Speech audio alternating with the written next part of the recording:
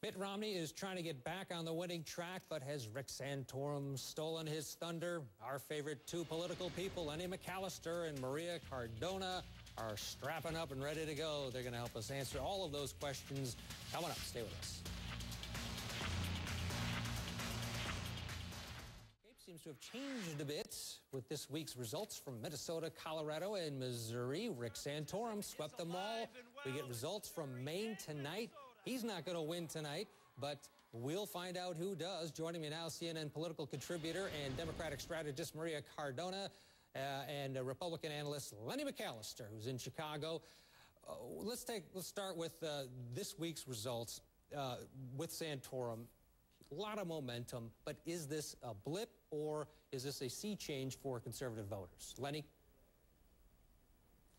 Well, he's no longer Rick Santorum. This is Rocky Santorum. He is the underdog that keeps fighting against all odds. He needs to run down, and I keep saying this, he needs to run down the streets of Philadelphia in a sweater vest and sweatpants with his arms up in the air and run up to the Rocky statue, because he keeps coming from behind and showing that an underdog can do it in America. And if he takes part of the playbook from 2008 from President Obama and say, listen, I can be the inspirational figure to win back the White House, he can take this momentum and move forward. We've seen his fundraising numbers come up over the past week. I think if he continues to do well in the debates and continues to do well with momentum moving into Super Tuesday, Rocky Santorum can do a number in March. Yeah, but can Rocky Santorum really go all the way to the White House, Maria? I mean, I would think that he would be the candidate that the administration would love to go up against. Well, there's no question about that, Ted. That's certainly true.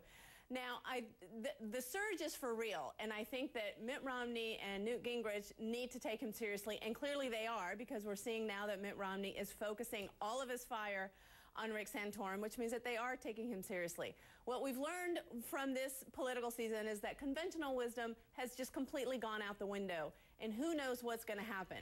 I believe, though, that still the smart money is going to be on Mitt Romney, who's going to end up being the nominee. But the problem with that, and we saw it during his own speech at CPAC, is that he still has a tremendous way to go to convince conservatives that he can carry their mantle. He talked about being severely conservative when he was governor of Massachusetts. What does that even mean? That's such an awkward phrase to use. And you could see people in the audience kind of awkwardly applaud, but they really didn't understand what that meant, and I don't think liked it very much. He still has a problem connecting with conservatives, and for the general election, if he is a nominee, more importantly than that, he has a huge problem connecting with everyday Americans who are struggling in this economy. So if he does end up being the nominee, he's going to be a weak nominee, and that's why Republicans are so desperate to find the anybody but Romney candidate. And right now, that's Rick Santorum. Lenny, give us a sense of how important CPAC is. It seems like if you want the nomination, first you have to go meet with Donald Trump, but then you also have to woo the folks at CPAC. How important is it for these candidates? It was very important from several perspectives. If you look at how the candidates ended up going into CPAC with their speeches, Rick Santorum appealed to the heart of conservatives, Newt Gingrich appealed to the brain of conservatives, and Mitt Romney kind of appealed to the pockets of conservatives. We have the structure, the money, and the length of time running for president to beat President Obama. Unfortunately, CPAC is for inspiring conservatives, getting the base behind you, gaining some supporters, finding some volunteers, and putting an effort together that's going to keep your momentum going. Santorum probably did a pretty good job of that. Newt Gingrich probably solidified himself as the historian in the room. Did Mitt Romney get the enthusiasm level up over this weekend? Probably not. And as long as he has that gap in enthusiasm and an inspiration moving forward, he's going to be a Republican that may have enough resources to win, but not enough oomph to win, and we may be looking at a two-termer in President Obama, much to mine and other Republicans' chagrin coming up in November. Lenny, you're throwing in the towel already. Let's move forward. The White House. Not quite yet. We need to get that inspiration up, Ted. We have to get the inspiration and the oomph up first. The White House expanded the religious exemptions for new contraceptive health care requirements this week. A lot of pressure there, and a lot of people were very concerned by the way this was handled. Maria, was this a sign of weakness by the White House, a mistake, if you will, the way it was handled? No, not at all. It was absolutely the right policy to put forward, Ted.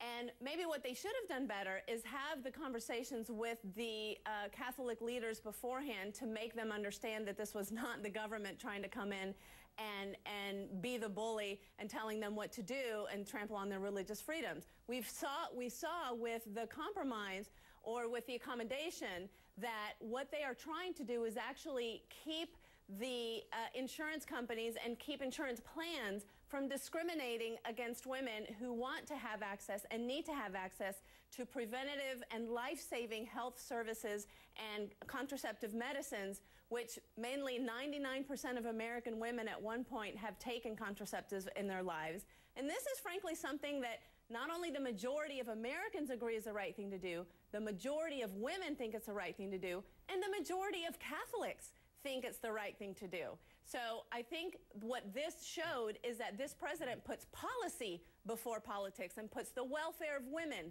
before politics. And it did cause a lot of... All right, Lenny, quickly, let her have it. What's your take on it? No way.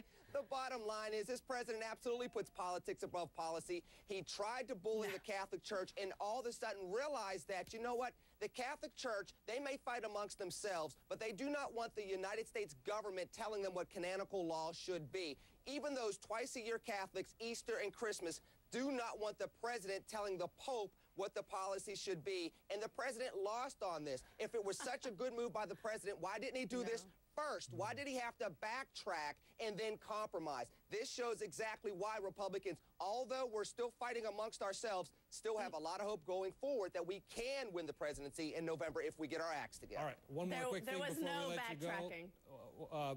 Quickly, finally, both of you There wasn't backtracking, Maria? No, it was not backtracking. The policy is exactly the same one.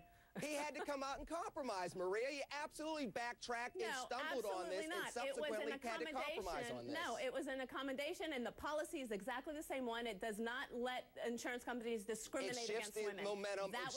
It shifts the responsibility from the Catholic Church over to the insurance companies. It absolutely is a compromise and a backtrack. It's an accommodation, and it was the right thing to do. All right. Both of you guys going at each other. After a misstep. Appreciate it this morning, and as always, a spirited discussion. Thank you, Ted. Enjoy the rest of the weekend. Thank you, Ted. We do appreciate it. You too. God bless. All right.